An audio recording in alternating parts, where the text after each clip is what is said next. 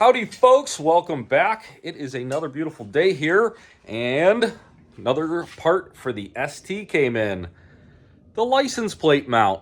And I just got the license plate in the mail, which I'm excited to get this paper plate off here because it has been raining in Sturgis, and I forget sometimes that outside of coastal California, it rains all year round. Forget about that. So I'm going to put the regular plate on today.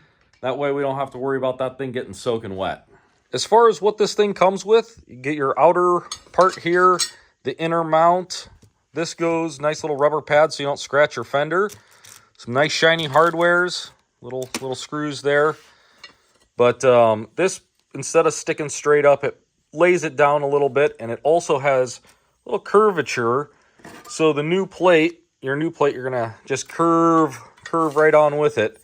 Easiest way to do that, I found, because I put a few of these on before, is to take the outer plate and take your license plate and just push down, and it'll form fit. As far as getting the original one off, super easy. Just take your plate off. 3 little bolts, hold it on, and you're working 7/16 on the back side, Phillips on the front, easy breezy.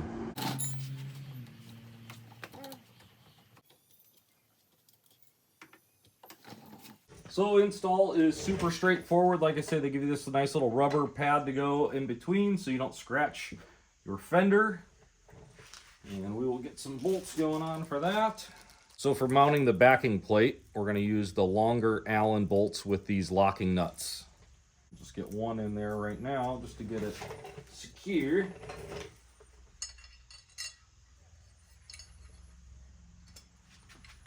we go.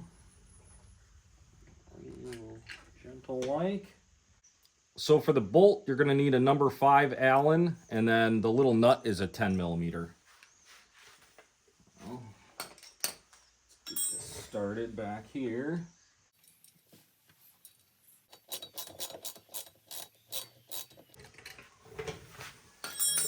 So we're not going to fully tighten it up yet because I want to be able to move it around, and then that way make sure it's nice and straight. I think that actually looks good. Now for mounting the actual plate, you get 2 choices on your hardware. You can use either black or shiny chrome. So either one works, and number 4 Allen. So when you're putting your bolts in, you don't want to put one in and then fully tighten it. Just put it in, get a couple threads, do that all the way around, then go through and snug everything up once all 4 bolts are in.